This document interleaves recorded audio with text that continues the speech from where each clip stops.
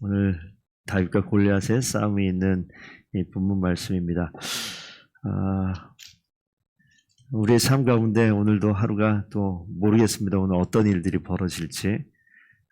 그러나 오늘 하나님께서 다윗을 사용하신 것처럼 우리 인생 가운데 오늘 한 날 다윗이 경험한 귀한 하나님의 은혜를 경험하는 귀한 날 되기를 축복드립니다.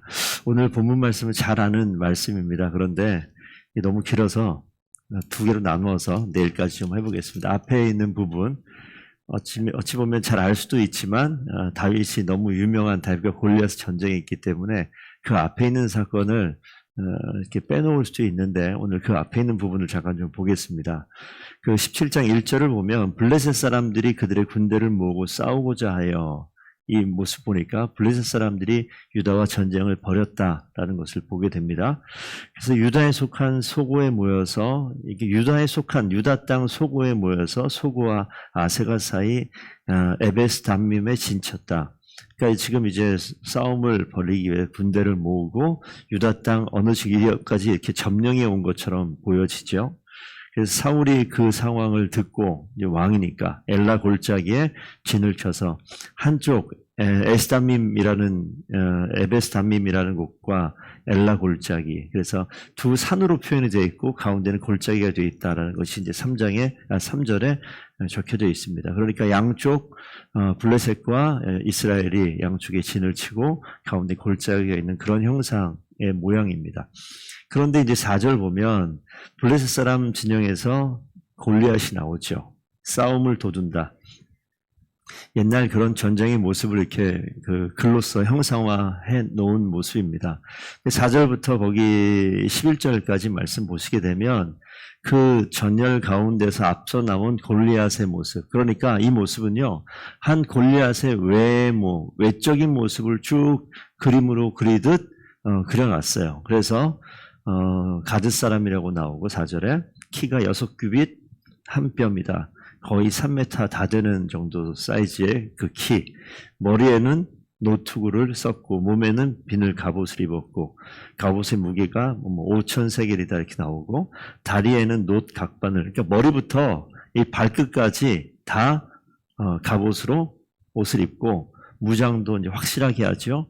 놋 단창을 메고 창이 아주 긴 거죠. 앞에 창날이 600세겔이고 이렇게 되어 있는. 그러니까 보통 이 내용들을 하나하나 수치로 바꿀 수도 있지만 쉽게 생각하면 보통 사람의 사이즈가 아니에요.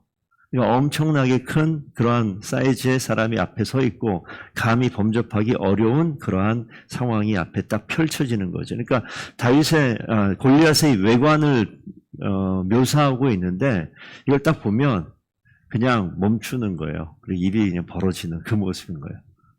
그러니까 이게 위협적인 모습의 그 외모에 아주 압도당할 만한 그런 상황. 그래서 이 전쟁은 전쟁 속에 벌어지는 이 전열을 벌이고 앞에 나와 있는 골리앗의 모습을 등장시키긴 하는데 한 사람 골리앗의 모습이 아니라 어찌 보면 이 전쟁이라는 것이 오늘 잘 보시면 블레셋과 이스라엘 전쟁은 이스라엘이 원한 전쟁은 아니에요. 블레셋이 다가와서 이루어진 전쟁이고 그 전쟁 앞에 어쩔 수 없이 닥쳐져서 직면해야 되는 것이 이스라엘의 모습이었습니다. 그런데 마침 나가보니까 이건 어떻게 감당할 수 없는 일이 앞에 딱 펼쳐진 거예요. 그러니까 이것은 이 결과적으로 그 11절 보시게 되면 사울과 온 이스라엘이 그 블레셋 사람 이 말을 듣고 놀라 크게 두려워했다. 근데 아까 이렇게 완벽하게 무장해 있는, 감히 어떻게 감당할 수 없을 만한 그 상황이 딱 펼쳐졌는데 그 입에서 나오는 말이 이제 9절 말씀입니다. 8절부터 나오는군요. 그가 서서 이스라엘 군대를 향하여 외치죠. 너희가 어찌하여 나와서 전열을 벌였느냐? 나는 블레셋 사람이 아니며 너희는 사울의 신복이 아니냐? 너희는 한 사람 택해서 내보내라 라고 이야기하면서 여기는 일상의 전쟁 가운데 할 수 있는 말인데 그 뒤에 9절에 나를 죽이면 우리가 너희의 종이 되겠고 만일 내가 이겨 그를 죽이면 너희가 우리의 종이 되어 우리를 섬길 것이라. 그런데 이 말에 아무도 앞에 나가지 못하는 거예요. 사울을 필두로 해서 그 누구도 앞에 나가지 못하고 그 말을 들으니까 뭐예요? 이제 끝장을 내겠다는 거죠. 죽여서 너희를 내 종 삼겠다라고 이야기하는데 거기서 크게 두려워하는 장면이 11절까지에 있는 모습입니다. 그러니까 이게 지금 이 상황은 다윗과 골리앗의 전투로 볼 수 있겠지만 그냥 잠시만 생각해 보면 이건 뭐냐면 우리 일상 가운데 항상 벌어질 수 있는 일들이죠. 내가 원해서 한 일은 아니에요. 하지만 내 일상과 인생 가운데 갑작스럽게 벌어진 일이고 이걸 외면할 수는 없는 상황이었고 그래서 감당하고자 다가갔으나 감당하기도 쉽지 않고 오히려 두려움이 가득하고 이 논란, 이 상황 가운데 어찌할 바를 모르는 장면이 벌어진 상황이죠. 그러면 이 다윗과 골리앗의 이 전투는 사실 우리에게 벌어지는 삶에 있어서 항상 벌어질 수 있는 일입니다. 근데 그 일 가운데 그러면 어떻게 일이 전개되어지느냐? 다윗이 등장하기 전까지의 일을 오늘 아침에 한번 좀 보고자 합니다. 12절부터 보시게 되면 40일 동안 그냥 이러고 있어요. 12절 보면 유다 베들람 에브라 사람 이세라는 이제 이야기가 나오면서 여기서 뭐가 나오느냐? 이세의 아들 거기 13절 엘리압과 아비나답과 삼마 8아들 중에 3명이 징집돼서 이 전쟁에 참여하고 있다. 그러니까 이게 지금 연결고리가 되는 거죠. 이세 아들들, 세 아들, 다윗의 형들이 이 전쟁에 가 있기 때문에 누가 등장하냐면 다윗이 등장할 수밖에 없는 배경을 잠깐 설명하고 있습니다. 근데 우리가 그 다윗이 악령에 하나님이 다스리는 지배하는 악령에 그 휩싸여 있었던 그 모습을 우리가 알죠. 그래서 사울의 이 칼을 맡은 자로 그렇게 사울이 일을 맡겼었는데 거기까지 보면 그때부터 사울의 그 처소에 다윗이 계속 머물렀나라고 생각할 수 있는데 오늘 15절 보면 그렇지 않은 게 나와요. 14절에 다윗이 막내라고 얘기 나오죠. 그리고 나머지 3사람은 사울을 따라 징집됐다는 게 24절 나오고 15절 보면 다윗은 사울에게로 왕래했다 그래요. 왕래. 그러니까 마치 그 왕진하는 의사 비슷한 그런 모습, 사건이 벌어지면 다윗이 가서 문제를 해결하고 또 그런 일이 없을 때 돌아와서 자기가 하던 일을 한 것처럼 성경에 기록이 되어져 있어요. 다윗은 사울에게로 왕래했고 베들레헴에서 그의 아버지 양을 칠 때, 지금은 양을 칠 때 사울은 전쟁터에 나가 있고 다윗은 이세 베들레헴에서 양을 치고 있고 근데 16절 보니까 이 블레셋 사람이 40일 밤낮으로 나와서 몸을 나타내었더라. 이 전쟁이 적어도 40일은 넘었다는 거예요. 그런 상황이 되니까 17절부터 나와 있는 말씀이 아버지가 아들 3명의 안부를 묻고자 다윗에게 심부름을 시키는 장면이 나옵니다. 그래서 이제 다윗이 전장에 가는 장면입니다. 그래서 17절 보면 볶음국식과 떡 10덩이와 치즈 10덩이를 가져다가 가서 목적은 18절 형들의 안부를 살피고 살아있는지 죽어있는지 몸이 어떤지 상황이 어떤지 증표를 가지고 나에게 와라 라고 이야기를 하죠. 그래서 거기 천부장에게 줄 치즈 10덩이와 형들에게 줄 볶음국식 그 다음에 떡 10덩이를 가지고 갑니다. 그래서 19절 엘라 골짜기에 가봤더니 전쟁이 그 모양으로 하고 있는 거예요. 뭐 크게 싸우는 것도 없이 양쪽에 전열을 벌리고 나서 지금 그런 장면이 벌어졌는데 이 양을 지키는 자에게 맡겼다고 나오죠. 20절에 보시게 되면 베들레헴에서 자기가 하던 일을 맡겨놓고 아버지가 명령한 것을 가지고 이제 간 겁니다. 21절 가보니까 양군이 서로 대치하고 있고 22절 짐을 지키는 자에게 맡겨놓고 더 이제 전열이는 깊숙이 누굴 만나러 형들을 만나러 이제 들어간 장면이 나옵니다. 거기 가서 이제 전열 가까이 가니까 멀리서는 못 봤는데 가까이 가서 뭘 보느냐 이제 골리앗이 밤낮으로 나와서 그러고 있는데 지금 다윗과 골리앗이 간접적으로 만나는 장면이 23절에 나오죠. 그래서 형들에게 문안을 할 때 블레셋 골리앗이 나왔던 것 같아요. 그래서 23절 두 번째 줄 보니까 골리앗이 나타나서 전열에 나와서 전과 같은 말을 하는 거죠. 그러니까 이 이스라엘을 모욕하는 말을 할 때에 모든 사람들이 두려워 떨고 있는 모습이 계속해서 40일 넘게 반복되어져 있는 과정입니다. 24절에 모든 사람이 역시 두려워해서 막 도망하는 이 모습을 지금 그리고 있어요. 자, 똑같은 장면이 전쟁 계속 봤죠. 근데 거기에 뭐가 바뀌었냐면 여기 다윗이 그 가운데 간 거예요. 이 모든 상황을 어찌할 수 없어서 놀라고 두려움에 떨고 있는 상황에 다윗이 들어갔어요. 그러니까 사울과 온 이스라엘은 그냥 거기에 휩싸여서 어찌할 수 없이 그냥 전열을 벌리고 두려워 떨고 가까이 오면 뒤로 물러나고 이런 장면 속에 있는데 딱 하나 바뀐 게 뭐냐면 다윗이 그 가운데 들어간 거예요. 그러니까 모든 사람들이 아무 말도 하지 못하고 있을 그때에 벌어진 일이 뭐냐면 다윗이 그 전장에 들어간 것이고, 다윗이 뭐라고 이야기하느냐, 26절 가보겠습니다. 곁에 서 있는 사람들에게 말하여 이르되 블레셋 사람을 죽여서 이스라엘의 치욕을 제거하는 사람에게는 어떠한 대우를 하겠느냐. 이 할례 받지 않은 블레셋 사람이 대체 누구에게 살아계신 하나님의 군대를 모욕하겠느냐. 이 얘기는 40일 동안 아무도 한마디도 하지 않은 이야기를 지금 다윗이 터뜨린 거예요. 그러니까 도무지 이 두려움에 휩싸여 버리면 그 자리에 들어가면 아무것도 할 수 없는 상황이 벌어지죠. 그런데 다윗이 그 가운데 들어간 거예요. 그래서 입을 엽니다. 이 할례 받지 않은 블레셋 사람이 대체 누구에게 살아계신 하나님의 군대를 모욕하느냐. 그러니까 자신의 정체성, 그리고 이스라엘 백성들, 사울이 하나님께서 기름 부어서 세운 왕인데 지금 하나님의 영이 떠나갔잖아요. 이 상황에서, 이 전쟁 상황에서 전쟁이 하나님께 속해 있는 것에 대한 생각을 전혀 못하고 뭐만 바라보냐면 압도하고 있는 골리앗의 외모, 이 상황이 급박해진 이 상황만 바라보고 하나님을 도무지 생각할 수 없는 그 자리에 누가 나타납니까? 하나님의 사람 다윗이, 하나님의 영이 충만했다고 그랬잖아요. 하나님의 영이 기름 부음 받은 이후에 두 사람 기름 부음 받은 사람이 지금 이 자리에 등장을 하는 거예요. 기름 부음 받은 사울과 기름 부음 받은 다윗 둘이 등장하는데, 기름 부음 받은 게 중요한 게 아니라 여호와의 영이 그때부터 계속 임하고 있는 다윗과 여호와의 영이 떠난 사울이 이 같은 장소에서 있는 거예요. 근데 다윗이 등장하자 상황이 바뀌어버려요. 다윗이 누굴 바라봅니까? 이 전체 이 전장을 압도하는 블레셋 군대 이 골리앗을 바라보는데, 어제도 말씀드렸지만 하나님의 시각으로 보는 거예요. 감히 하나님의 군대를 모욕하는 이 할례 받지 않은 저 인간을 어떻게 할까? 마음에 의분이 올라오는 거죠. 사울은 두려워 떨고 있잖아요. 이 장면은 우리가 지금 잘 선택을 해서 봐야 될 장면입니다.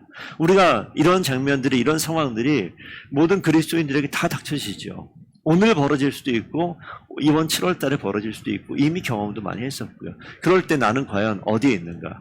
놀라서 두려움에 휩싸여서 40일 넘도록 계속 그 자리에서 꼼짝도 못하고 두려움이 더 가까우게 되면 더 위축되어지고 도망치고 이런 모습이 우리 가운데 있을 수 있어요. 그런데 그때 누가 나타나죠? 무슨 시선으로 바라보는 거죠? 하나님의 영이 충만한 다윗이 그 눈으로 이 상황을 바라볼 때 이거는 감히 여기가 어딘데 이렇게 되어지는 거예요.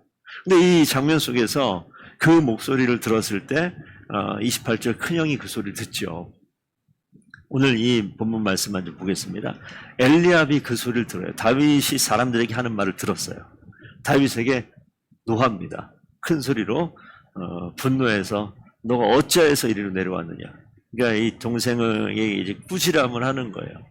지금 세 아들이 온 이유는 이미 장정이고 전쟁에 있을 수 있을 만한 나이를 보니까 8명 중에 3명이 온 것 같아요. 그러니까 사울도 이야기하잖아요. 소년이라고 이야기하는. 그러니까 전쟁터에 나올 만한 그러한 신체가 완벽한 조건은 아니었었을 것 같은데 다윗이 와서 지금 이렇게 이야기하니까 알 거 아니에요. 천부장의 치도 줬을 것 같고 이미 이 다윗이 누군지 엘리압과 아비나답과 이 삼마의 동생이라는 걸 알 텐데 이게 지금 동생이 지금 막 그렇게 떠들어대면 이 형이 지금 뭐가 되냐고요. 40일 동안 지금 이게 마치 자기는 막 뭐 분노가 일어나가지고 뭐 얘기할지 모르겠지만 이거는 사울과 이스라엘 사람이 아니라 이 엘리압 입장에서는 자기가 초라해지는 장면인데 이걸 다윗에게 억누르죠. 어찌하여 이리로 내려와서 야 양들 안 치고 지금 뭐 하는 거야 너 지금 이런 이야기예요.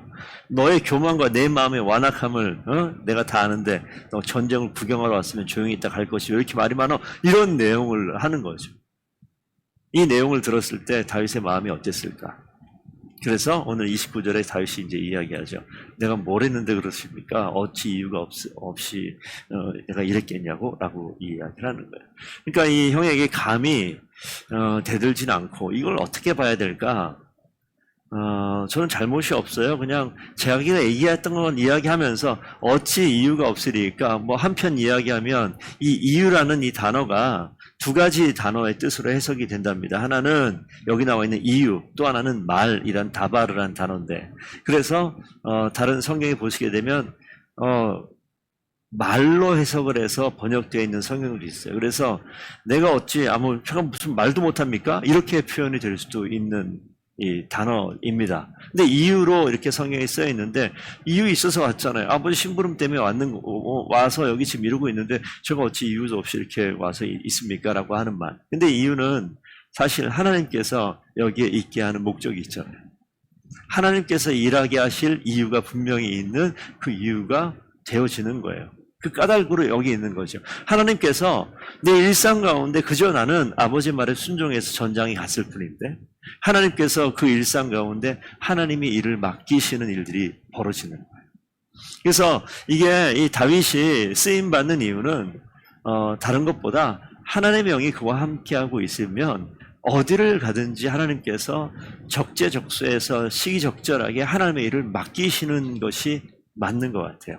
우리가 여기에서 그 엘리압의 과정 가운데 보시게 되면 우리 잠언 16장에 이런 말씀이 있어요. 16장 32절, 노하기를 더디하는 자는 용사보다 낫고 자기의 마음을 다스리는 자는 성을 빼앗는 자보다 나으니라. 그러니까 다윗이 엘리압에게 그렇게 노하고 그러지 않았어요. 제가 여기에 뭘 잘못 없습니다. 그리고 저게 여기 온 이유가 있어요. 라고 막 소리를 지르는 이런 상황은 아니고 분노하지 않은 것 같아요. 그리고 자기 상황을 그냥 이야기한 겁니다. 용사보다 낫고 성을 얻을 수 있을 만한 그런 상황, 그 말씀 그대로 이제 다윗이 어떻게 되냐면 뒤에 이제 골리앗과 싸움이 이제 나타나게 되죠. 오늘은 여기까지만 좀 말씀을 좀 볼까 합니다.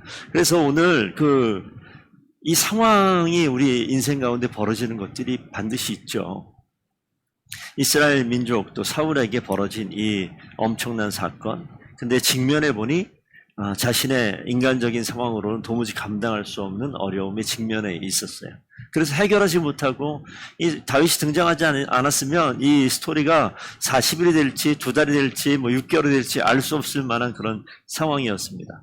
그런데 그냥 다윗이 와서 싸움을 했다는 것이 아니라 하나님의 영이 떠난 자와 하나님의 영이 항상 함께 있는 자가 이 장면에 등장을 했고, 하나님께서 하나님의 영이 임한 그 다윗의 눈에는 이 상황을 그냥 단지 놀랍고 두렵고 해결할 수 없는 상황으로 보는 것이 아니라 하나님의 시각으로 해결할 수밖에 없고 해결해야 될 만한 상황. 왜냐하면 이 골리앗이 하는 일이 하나님의 군대를 모욕하고 있거든요. 그러니까 뒤에 나오겠지만 만군의 여호와의 이름으로, 너는 칼과 단창으로 나오지만 만군의 여호와의 이름으로 너가 모욕하는 이스라엘 군대 하나님의 이름으로 내가 나왔다라고 얘기하는데, 이것이 하나님의 마음이에요. 그러니까 하나님께서 하나님의 일을 스스로 이루어 나가시는 장면이 오늘 등장을 하게 되는 거죠. 그때 누굴 준비시키냐고요? 하나님의 영에 충만한 다윗을 이 자리에 있게 해서 사용을 하십니다. 오늘 우리가 하나님 말씀 가운데 충만하고 하나님의 뜻 가운데 이 땅을 살아가고자 했을 때 하나님께서는요, 나는 의도하지 않은 그 자리에 하나님께서 나를 사용하시는 일이 반드시 있는 거예요. 나는 생각하지 못한 그 자리에 내가 생각했던 이유는 뭐냐면, 다윗이 여기 간 이유는 형들을 바라보고 안부를 묻고 건강을 체크하고 증표를 가지고 돌아오면 그만입니다. 내가 그 직장에 있는 것은 내가 아이들을 가르치고, 내가 교회에 있는 것은 목회를 하고 내가 해야 될 일들이 분명히 있어요. 그런데 하나님께서 하나님이 맡기시는 이유가 있는데 누구에게 맡기느냐? 하나님의 영이 충만한 자에게 하나님께서 맡기시는 거예요. 골리앗을 만나게 한 것은 하나님께서 만나게 하신 거죠. 하나님의 일을 맡기기 위해서. 그래서 하나님 말씀 가운데 충만하고 하나님 은혜 가운데 붙잡혀 있으면 하나님이 때가 되면 나에게 일을 맡기실 때 순종할 수밖에 없는 마음을 주님께 주세요. 그래서 우리가 오늘 또 똑같은 일상을 사시겠죠. 아침에 또 출근하시죠. 학교 가면 선생님들 볼 거고 아이들도 볼 거고 하던 일들을 할 텐데, 많은 선생님들이 있습니다. 많은 직장인들이 있어요. 일터에 나와 비슷한 사람이 다 있어요. 겉으로 보기에는 다 같은 직원이고 다 같은 선생님이고 다 같은 일꾼이고 다 같은 노동자일 수 있습니다. 그런데 뭐가 다르냐? 하나님 바라보실 때 사울과 같은 사람도 있고요, 다윗과 같은 사람도 있는 거예요. 그럼 누굴 사용하시겠습니까? 하나님께서 다윗의 마음을 요동치게 만드셔서 하나님의 일을 시작하시는 것처럼 하나님께서 말씀에 붙잡힌 자의 마음을 움직이셔서 하나님의 일을 감당하게 하고 논란과 두려움에 빠져서 해결할 수 없는 일들을 해결하게 하는 일들을 분명히 하시겠죠. 그런데 쓰임받는 것은 내가 잘남이 아니라 내 안에 계신 하나님께서 역사하시기 때문에 반드시 그런 일을 감당하게 될 줄로 믿습니다. 저와 우리 성도님께서 그렇게 또 쓰임받는 귀한 한 날 되기를 축복드립니다. 기도하겠습니다. 아버지 하나님, 하나님의 은혜를 붙들며 살게 하시니 감사합니다. 하나님 말씀이 충만하게 하시고 주님의 영이 항상 임재하여 주의 뜻대로 살아가는 귀한 하나님의 자녀들 되게 하여 주시옵소서. 아버지 하나님, 때에 따라서 주께서 마음의 아버지 하나님 열정을 허락하시고 마음의 아버지 하나님께서 우리를 부르셔서 사명을 맡기시는 일에 순종할 수 있는 하나님의 손에 이끌림 받은 귀한 주의 종들 되기를 간절히 소원합니다. 하나님 마음껏 사용하시고 저희를 통하여 하나님의 영광을 아름답게 드러내게 하여 주시옵소서. 오늘 한 날 주께 맡기오며 감사하며 예수 그리스도의 이름으로 기도드리옵나이다. 아멘.